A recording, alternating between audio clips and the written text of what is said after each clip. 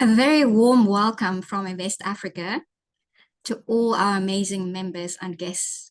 I'm Chantal Carrington, the newly appointed CEO of Invest Africa, albeit a long-standing member from the PwC side. And I'm based in a rather cold London in comparison to the heat in West Africa. You'll also be missing a very familiar face today of Karen from last year. And I'm very pleased to tell you that she is now executive chair. I'm delighted to present to you today's Invest Africa Economic Outlook for 2024 for West Africa, the first in a webinar series of 6 over the next few weeks, including Francophone, South, North, East, and Lusophone Africa. Now, about 5 years ago, I joined the then Prince of Wales, now the King's Accounting for Sustainability Roundtable in Nigeria. Towards the end of last year, I had the pleasure of participating in a roundtable discussion with the governor of Lagos State on the International Finance Center topic. The tone between the two remains one of optimism, but also of recognizing the hard work and the prioritization that is needed to get ahead. Now, I'm very much looking forward to hear from our distinguished panel, consisting of Razia and Tim today, to tell us how things have developed since 2023. I have a lot of questions in my mind, as you can tell, around West Africa. It is the most populous African country. It is the country with the second largest GDP. And we're wondering about a lot of things like growth, supply and value change, diversification, elections. We can talk for much more than the time that is allocated. Now, just a few householding points. Firstly, apologies that Dr. Cole could not join us today as moderator. He's unfortunately unwell, but do not fear. I am here to step in as the moderator, and I shall do my best between Razia and Tim and all the knowledge and expertise. And if I can also just ask you to remember towards the end that we will have Q&A. And I would be really, really happy if you can pass your questions on there, and we can ask Razia and Tim for their views on that.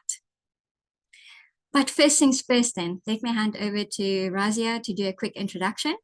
Razia, over to you. Thank you very much, Chantal. If it's not too late, Happy New Year to everyone who's joined us for the webinar. My apologies as well that we are doing this in the absence of Dr. Carla today. Unfortunately, at the nth moment, he was not able to join with us.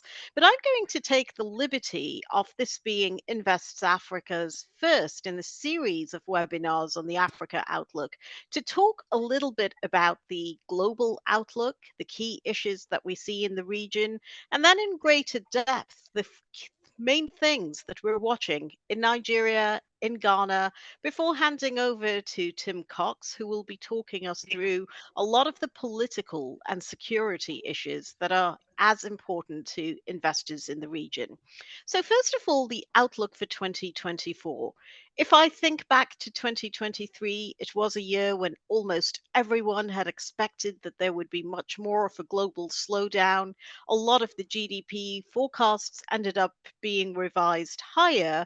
That slowdown didn't materialize as quickly as had been thought, despite the extent of tightening that we saw the world over. Led, of course, by the developed market inflation shock. We saw very aggressive tightening cycles by developed market central banks, excluding the Bank of Japan, of course. And the expectation going into 2024 is that monetary policy still operates the way it always did. Yes, we've had reason in the recent past to question the nature of the lags, but there's a reasonable expectation that all the tightening that we've seen is going to be leading to a global economic slowdown. Now, for the Africa region in particular, there are a number of factors that remain very important. important.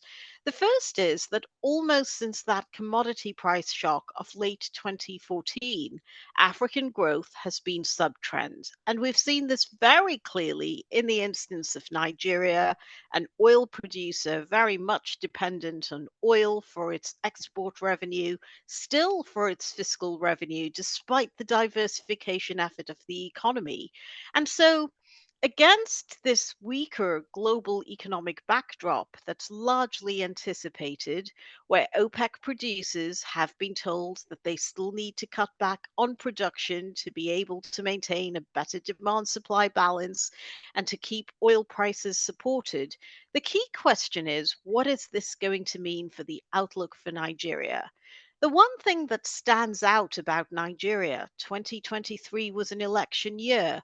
We know that the voter turnout in the elections was relatively weak. There wasn't necessarily an expectation that anyone would have a strong mandate for economic reform and economic change. But we did see Nigeria's new government seizing that reform momentum. And we saw long awaited reforms with the fuel subsidy reform announced in President Tinubu's inauguration speech, perhaps the initial rolling out of one of the most contentious reforms in Nigeria's economic history. Many of you on this webinar will be familiar with the history that Nigeria, as an oil producer, had had extensive and increasingly unaffordable fuel subsidies in place for many, many decades. There had been attempts by previous governments to try to roll back some of this subsidy unsuccessfully. And by the middle of last year, we probably saw the clearest attempt by a Nigerian administration to simply roll back the subsidy, initially with great success and relatively little political pushback. This was unexpected. But what we do know is that the subsidy reforms had to go hand in hand with the foreign exchange reforms in Nigeria. And this is where the 2024 outlook is going to be critical to what happens with the economy. And this is because despite the best efforts of the authorities, the intent to also liberalize the foreign exchange regime was clearly there. There wasn't perhaps sufficient prior tightening by the Nigerian authorities to really see through these reforms successfully. And so we get to the situation where we are today. On the one hand, based on what has been announced with FX policy so far, Nigeria has the freest foreign exchange regime it has had in its post independence history. There is no official control over where banks are pricing for FX, although a 1 naira spread remains in place on where banks can buy FX and where they can sell FX. The previous list of some 40 plus items, 43 items of things that were imported in Nigeria for which no FX could be made available through official markets, that has been disbanded. That many economists would see as an encouraging step in the direction of a freer market. The CBN has also taken significant measures in the recent past to address the transmission of monetary policy. We know that there had been a great deal of monetary policy tightening by the CBN, but with questionable effect on any market interest rates. With the scrapping of the limit of how much banks could place with the Central Bank of Nigeria overnight through its standing deposit facility, this was a critical reform that we think will really help the transmission of monetary policy in Nigeria going forward. That said, however, Nigeria, given the setup of its economy, had something of a structural liquidity overhang. There is the monthly FAC allocation, oil earnings, earnings from other revenue sources shared between the federal government, state governments, and local governments. And to date, Nigeria's ability to mop up that excess liquidity to the extent that would be required to properly support its exchange rate has been in question. We have seen some encouraging reforms. We've seen open market operations by the Central Bank of Nigeria allowing interest rates to reset higher. But at the same time, a lot of what we see in the market interest rate space, the outcome of bill and bond auctions suggests that interest rates in Nigeria remain well below the rate of inflation. Now, many of you on this call are probably thinking, why go into all of this detail? Let me backtrack a little bit. 2023 was a super encouraging year for the economic outlook for Nigeria because we did see the government of Nigeria tackling the most difficult, the most contentious of the reforms that it could have addressed, the fuel subsidy reform and the foreign exchange reform.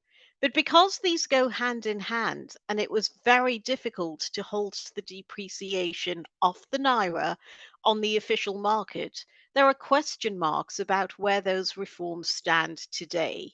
We think that 2024 ultimately is going to be the year when Nigeria continues to push for both reforms.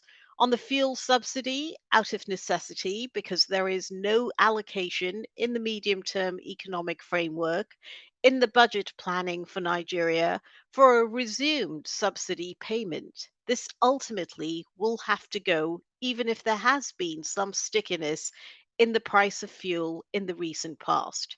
On FX reforms, as we look to the Central Bank of Nigeria perhaps hosting its first monetary policy committee of the year, it's very clear what needs to happen. There have been successes. There is now no meaningful spread at all between the parallel market and the official market, given that Nigerian banks are free to price where they need to for FX. But there's still been this great shortage of foreign exchange, and many participants in Nigeria paying close attention to see when they might have the dollars available to them. The extent of FX forward settlement backlog has started to be addressed by the authorities. There's the promise of new inflows coming into Nigeria, not least of which the EFRIEXIM loan recently announced.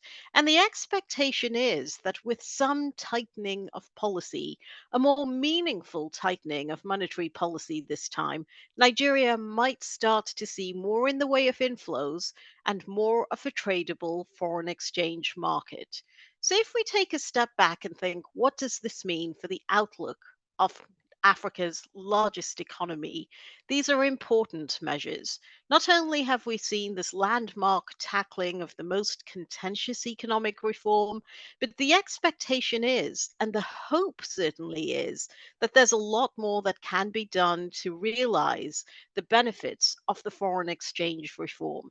Still a lot of tests to go through, and not least of it, Nigeria's budget, an expansion in spending, plans for non oil revenue to rise, but a very considerable borrowing requirement.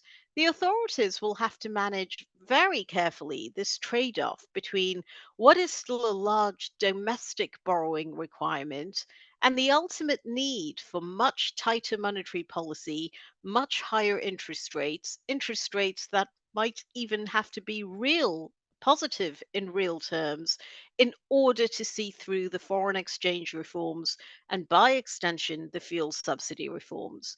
I'm sure there'll be lots of questions on this in the question and answer session, but suffice it to say the start has been promising.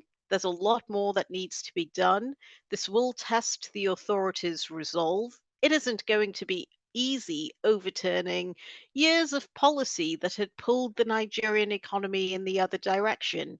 But with the benefits of domestic refining, with the slow and gradual improvement in oil production, as we start to see more investment in Nigeria's oil and gas sectors, the expectation is that we can probably draw a line under the recent economic crisis, and Nigeria should see healthier levels of foreign inflows, healthier levels of foreign investment in the months to come.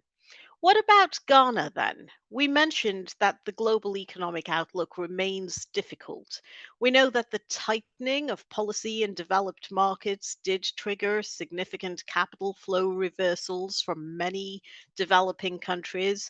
And Ghana is symptomatic of how easy it was for African countries with significant external vulnerabilities to get caught up in that very difficult economic situation globally. The quick succession of crises, the COVID crisis, followed by Russia Ukraine, developed market tightening, meant that Ghana, which had had the accumulation of significant amounts of debt over the years, found it very difficult to continue with business as usual. There's almost an inevitability of these pressures driving Ghana into a situation where there are real question marks around its debt sustainability. So, unsurprising, with sources of foreign financing drying up, market based sources of foreign financing for Ghana becoming that much more difficult, Ghana opted to go down the route of an IMF program and a formal debt restructuring. Now, it's fair to say that so far the record on external debt restructurings has not been wholly positive. And in Ghana's case, there was the necessity of going through a domestic debt restructuring alongside the external debt restructuring. Big concerns around how the financial sector will ultimately be recapitalized. How does the Ghanaian economy recover from the losses experienced as a result of that DDE? But year to date, growth has held up remarkably well. Despite the fact that the Ghanaian economy has been through this deep debt crisis, growth has generally surprised to the upside. And this is a factor that's a little bit perplexing to economists. Why is this? Some might read into it a natural resilience to the economy, despite the way it's been tested in the recent past. Others might say, well, all of those years of considerable fiscal overruns, if you think about the spending that we saw in response to the COVID crisis in Ghana in 2020, the fact that spending remained elevated in 2021 and 2022, maybe what we were seeing in 2023 growth in Ghana was just the cumulative effect of all that fiscal expansion. And maybe the real test comes this year, 2024, an election year for Ghana, where under the IMF program, Ghana has to pledge a great deal of spending restraint. It's looking to gradually move the primary budget position, that is the difference between spending and revenue, to a primary budget surplus, not just in the near term, but over the medium term. In an election year, there are going to be strict controls in Ghana over the amount of spending commitments that can be entered into. The Ministry of Finance in Ghana has publicized the fact that unless there is specific, explicit Ministry of Finance approval for a spending commitment, it shouldn't necessarily be trusted. No one can do this without the permission of the Ministry of Finance. Still, for many investors, the key question, having seen a very pronounced election cycle in Ghana in the past, a very pronounced election cycle in terms of its impact on spending in the economy, is can Ghana really do it this time? There's a lot riding on it. Only on Friday, we had the news that Ghana had reached an agreement with the Official Creditors Committee. This is good news given the speed with which it arranged an IMF program. This is good news because it allows the IMF Executive Board to meet, disbursing another $600 million dollars for Ghana. The World Bank could disburse another $300 million dollars on the back of that. Even the World Bank's funding of Ghana's Financial Stability Fund of $250 million dollars will depend on it.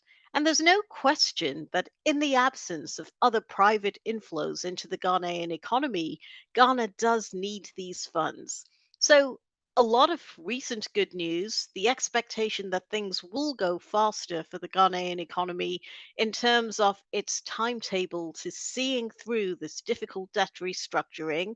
It's fair to say that the whole debt restructuring process has dragged on elsewhere.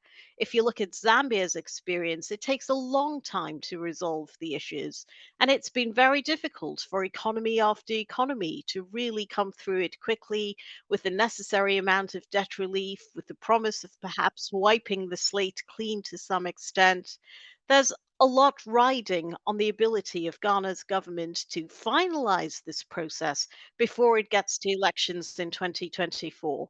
I will just wrap up those comments there. I'm sure we can have a very lively discussion through the Q&A, but by way of quick summary, the global economic outlook, for reasons we all understand, is going to be difficult. In West Africa, however, we have the experience of two very different economies. Nigeria seizing the mantle of economic reform, starting, some would say, something of a false start in 2023, but the expectation that it can really drive through these reforms properly in 2024 and enjoy the benefits, the economic benefits, for years to come. Ghana, forced by global developments into a debt restructuring, but growth somehow still resilient to that debt crisis. Can Ghana smoothly achieve what is required of it next, or are things going to be vastly more complicated in an election year? These are the key questions for 2024, but for much more on the political security aspects in the entire West African subregion, I'll now hand back to Chantal and to Tim. And just a reminder to everyone, please do enter your questions in the Q&A section. Chantal will be putting that to us later in the discussion. Thank you. Razia, that was very comprehensive, and also we can see in the Q&A already there's questions about charts and visuals and all these great things, because as you say, it is a positive picture, but it is a realistic picture as well. And I think what makes it even more real is when we're going to go over to Tim now to look at the political security angle of this outlook. So Tim, can I hand over to you to take us through that? Yes, thank you very much, Chantal, and thank you, Razia. I think a really, really interesting start to today's discussion, covering off the economic aspects in relation to Nigeria and Ghana. From my perspective, and I'm currently sat in a very warm N'Djamena in Chad, and I'm based here in West Africa and have been for the last 10 years. We're looking at several different key thematic areas of risk across the West Africa region for 2024. So firstly, the mention of elections, and 2023 was a very busy year for elections in West Africa. 2024 is arguably even busier, with critical elections coming up in Ghana and Senegal, and significant concern around the peaceful transition of power in some of the other election states. If you remove Nigeria, which is obviously the demographic giant in West Africa, a full 55% of the West African population will be eligible to vote in either local or presidential elections in 2024. So some key electoral battlegrounds that will leave a lasting impression on the investment landscape going forwards. And one of the core concerns for many of our clients is around the instability relating to elections and the credibility in which they're going to be conducted. And we've seen with the experiences in the major African economies historically that this has been a really challenging period. We're also keeping a close eye on the political alignment. So one of the key global risks that we highlighted as part of our risk map for 2024 was what we are terming the great global realignment, where the traditional cleavages of relationships between China, between Russia, between the US are being broken down and reorganized and restructured. And this is having a profound impact upon global economies. And it's also having a profound impact upon organizations that are looking to invest around the world. We've already seen some key West African players align themselves with one side or another. And it's tempting to fall back on the quite lazy narrative of reimagining a new Cold War type scenario, where the ideological split forces alignment with one side, and therefore investment and trade flows follow. In reality, the situation is far more complicated and it's far more fractured.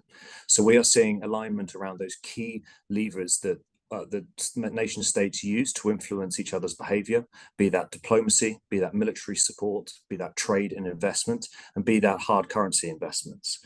So we are seeing a far more nuanced picture, with nations in West Africa choosing to play both sides for their relative benefits and choosing to maximize the opportunity that they can gain. And we see there have been clear examples of that, for example, in Nigeria, which Razia spoke about, where while maintaining very close ties to Europe and to the US, similarly very much open for investment and a lot of Chinese capital and money flowing into major projects that's happening there.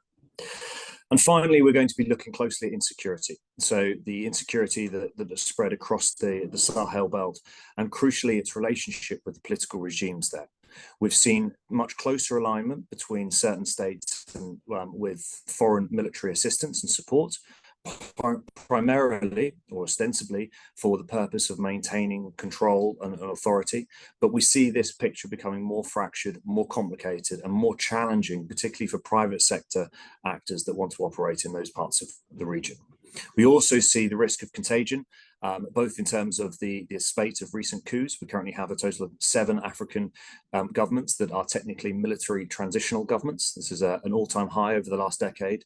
But as well, crucially, the involvement in foreign actors and the changing atmospherics, whether or not that be towards attitudes towards certain European countries, or whether or not that be towards local populations who have continued to suffer as a result of the conflict and instability and violence that they're witnessing, and may act as a powerful agent for change in some of those parts of the region. So lots going on, lots to focus on, and I think it's going to be a very busy and very exciting year in this part of the world. Thanks, Tim. And I can see that we have got quite a number of questions already. And I see that Razi has kindly started answering them as well. So I think without any further ado, we should really switch over to the Q&A, because this is where the debate and discussions really kick in. So I think, Razia, the first one there was about Nigerian foreign exchange, and whether you can give some clarification around the spread between CBN and black market rates. So do you want to address that one first? Thank you, Chantal. And that's a very good question. It allows me the opportunity to clarify what I said. Now, if you think of things from a bank perspective, there is no limit on where banks price for FX. This is resoundingly different to what we have known coming out of Nigeria for decades, where there's been considerable official involvement in where banks set the price for FX. This doesn't mean that there are no controls at all. There is unfortunately a 1 naira spread in place between where banks can buy FX from the market and where they need to sell FX. And the hope is that as this market develops, allowing for greater risk taking, allowing for banks to properly price for risks, that we see that 1 naira spread being addressed. Now, many of you will say, including the person asking the question, but hang on, we see NAFEX, which is the fixing rate, if you like, of the official market, lagging far, far behind where the parallel market has been trading. That is certainly the case, and that really reflects the fact that there's a great divergence in the different transactions that are taking place in Nigeria's official market. Some banks are pricing a lot higher. They're buying dollars from the market at a rate that's reflected in where they sell those dollars to the market, and that's very close to where the parallel market rate. And other banks are not necessarily doing this. So if you take a step back, the fixing hasn't really caught up with where the parallel market is. But in theory, there are no limits as to where banks should be pricing FX. And this, we think, is the much more important reform, the much more important development for Nigeria. It is the precursor, allowing for improved dollar supply to the economy. It is the precursor to a better functioning foreign exchange market. This doesn't mean that there isn't going to be a test, that there isn't going to be a call for policy to do somewhat more over the coming months. The first is, where is the additional foreign exchange supply going to be coming from? The second is, will the authorities continue the recent trend of allowing banks to price much more freely for where they think the FX rate should be priced? That takes away from the parallel market. That sends a strong signal to participants in Nigeria that the parallel market isn't needed, that everyone can transact through the official market. The missing ingredient so far has been improved supply of foreign exchange. But we think that with a sufficient tightening of monetary policy, with more inflows coming in from a variety of sources, market borrowing, the potential perhaps for Nigeria to address more sovereign external borrowing this year, borrowing from the World Bank at a much more concessional rate, we think that these issues might be able to resolve themselves. Thank you, Chantal. Thanks, Razia. I also think there's a second question that links in with this one. What, in your opinion, would be the effect of the local refinery on the foreign exchange demand pressure? And do you reckon that less refined products import would significantly improve the FX liquidity? Thank you. So 2024 is a landmark year for Nigeria in that for the first time we're seeing this large scale expectation of refined product. And the key question on everyone's mind is, well, does this really move things along for Nigeria's balance of payments? Is it something that's going to strengthen the Naira? It's a very important question, but it is necessary to look at the sequencing of events. First off, where does the refinery get the crude that it needs to be able to produce refined fuel? And up until now, there has been a shortfall of production in Nigeria. For much of last year, Nigeria's OPEC quota had been set at a much higher rate. That comes down from the 1.8 million barrels per day that had been in place previously. Even when Nigeria had a higher OPEC quota, it couldn't necessarily raise production to the levels required. And this means it's been very difficult for NNPC to pledge much of its own production for the refinery. The crude oil that needs to be used by the refinery will be imported in the near term, and this offsets some of the potential benefit that Nigeria might see. Nonetheless, over the longer term, there is no question about it. The ability to refine its own fuel is ultimately a positive for Nigeria's balance of payments, even if it does ultimately mean that Nigeria will reach a point where it's not able to export as much crude as it did before. It deals with a very significant threat to the macroeconomy of Nigeria, and that was the large amount of FX that was spent importing fuel. So it is going to be a gradual process. It will take a while for domestic refining to ramp up, but it's an encouraging start, and there's no question that this is a balance of payments positive in the longer run. Will we see an immediate impact on FX in Nigeria? Probably not.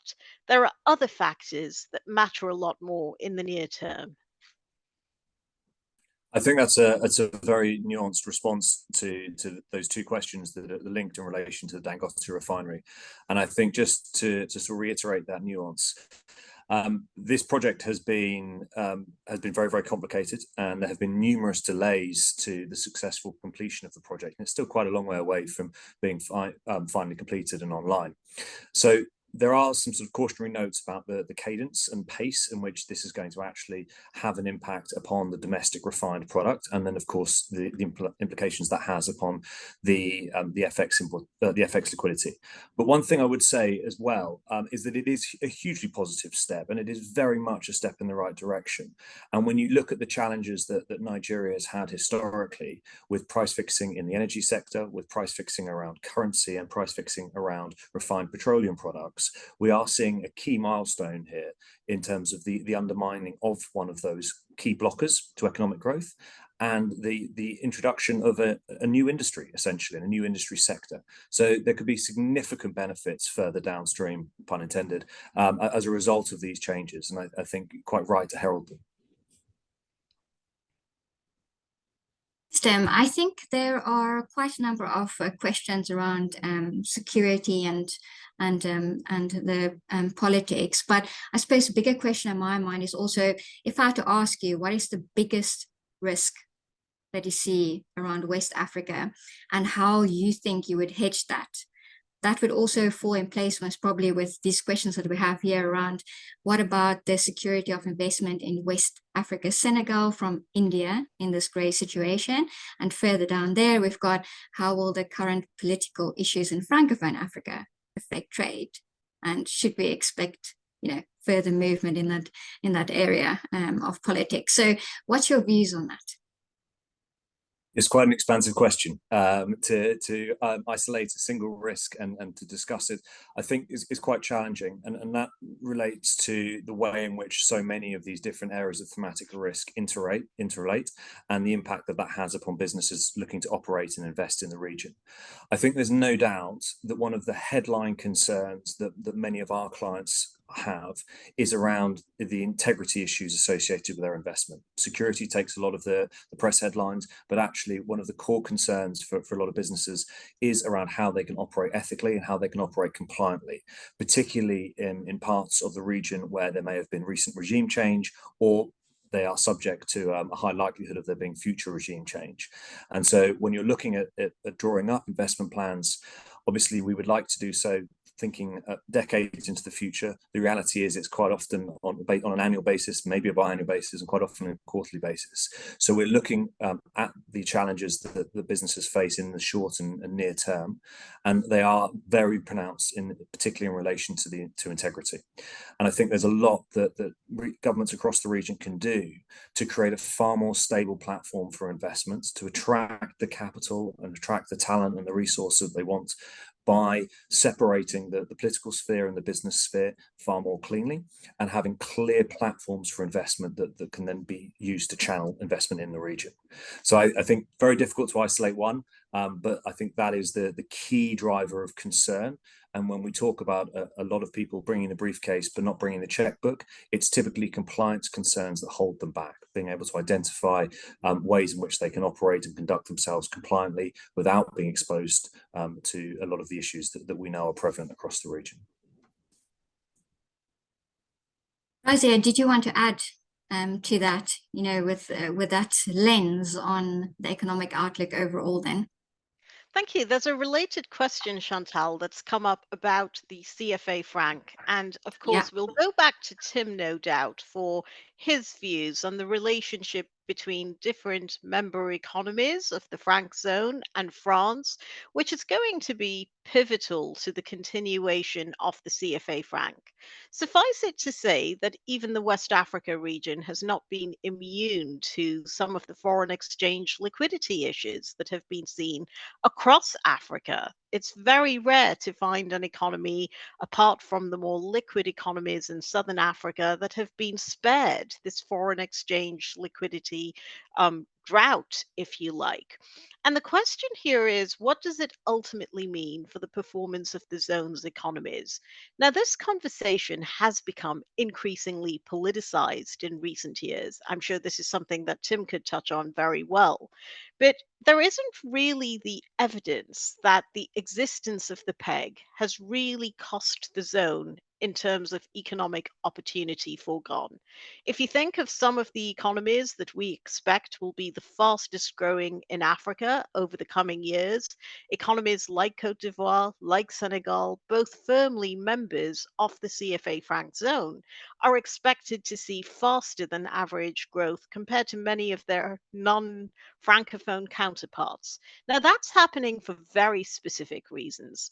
First, oil and gas production anticipated in Senegal, notwithstanding the elections that precede that, notwithstanding what has been going on in the domestic political sphere, and of course, Cote d'Ivoire's own growth experience, also partly premised on increased hydrocarbon production. But even taking a step back, if we compare Francophone African growth with growth in the Anglophone counterparts over a much longer period, going back maybe 3 or 4 decades, there is no evidence that having had a fixed FX regime was necessarily a constraint in that growth. Where the departure does come about is if we take a much more recent view, Africa from around 2005 on, when we saw a real rise in the amount of financial intermediation domestically. The role of banks, credit growth in driving growth became that much more important, and somewhat more important, some would think, in the non Francophone countries without the constraints of a fixed FX regime. So, if we were to take a big picture look at this, depending on which part of history we were looking at, we would get very different outcomes. It isn't clear cut that having a fixed exchange rate has cost the franc zone in terms of growth, but there have been episodes where that zone had lagged behind other countries without the constraint of a fixed FX regime. But I think the politics of the situation will be super interesting. And on this one, I'd like to go back to Tim to get his views. Yes, indeed. I'm cognizant that we don't have a huge amount of time left. So I think the deteriorating relationship between a number of countries in West Africa, and in particular the French operations that were taking place in the region, and indeed the UN operations that are taking place in the region, is clearly a clear flashpoint for what's happening across West Africa. So there's real concern that those relationships may be damaged for the foreseeable future. And we are seeing a wholesale change in a switch of alignment, primarily around national security reasons, from being quite closely aligned with France as a former colonial power to new relationships, be those with Russia or other major players across the region. So it's a really, really interesting dynamic. And I think underpinning that is essentially the erosion of the credibility of ECOWAS. In the face of what has happened over the last few years, and their inability to implement any form of mandate, or indeed really affect any kind of change in terms of the series of coups that we've seen and takeovers by military governments. And I can see that's one of the questions that's been asked, is whether or not we'll experience further coups. And unfortunately, the answer is definitively yes, we will. And one of the strongest indicators of a country's likelihood to encounter a coup is the short period of time between there having been a previous coup or a previous attempted takeover.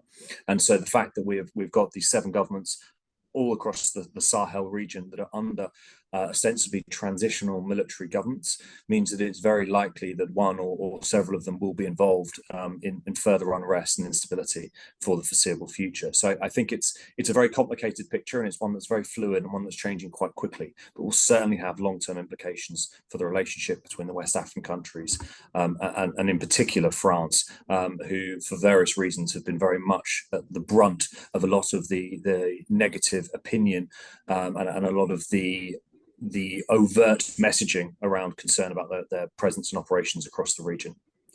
I think, if I may as well, I would just touch upon another question around Nigeria and the forecast, noting that a couple of major global players have exited the economy in recent months. So I think 2 sides to this. The first is that one could take quite a bearish view on this and say that is indicative of the complexity of the operating environment, some of those real key challenges, particularly around liquidity, FX, and repatriation of funds. And it has prompted a number of major big names in the manufacturing space to step away from the Nigerian market.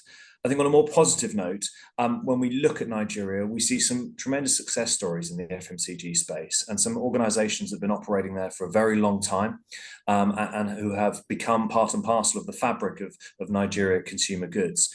And I think the ability to take a slightly longer term perspective, as we spoke about a bit earlier in the webinar, and be able to see through and manage through these relatively short term crunches, means that there is a tremendous opportunity for players in that market. And of course, Nigeria's demographic dividend is huge. And we all know that the fundamentals of the economy are extremely attractive, particularly to those players in the FMCG space. So I don't see that as being an indicator of significant bearish sentiment, but actually probably partially natural attrition, noting that it's been increasingly difficult to exit the market over the previous administration because of the squeeze on FX, and the fact that those challenges have become too great for a smaller number of operators, I don't think is indicative of a wider, more concerning trend. That seems like a great place in which to close out the webinar, Tim. So I would concur very much with those comments. I think if we take a look back at some of the departures, the high profile departures that we've seen in Nigeria, that was very much a reflection of past economic challenges.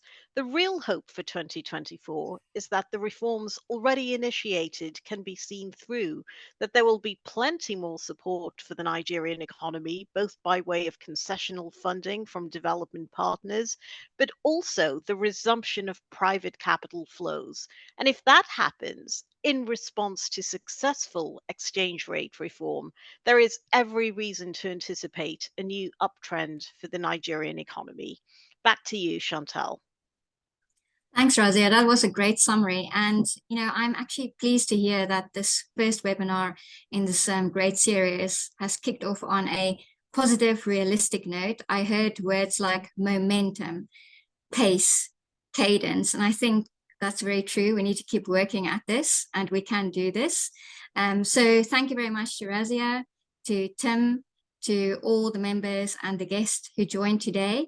And hopefully this brings you that insightful and valuable information that you can digest and now go and apply in your strategies for West Africa for now and for the rest of the journey of this new year. So thank you very much, everyone.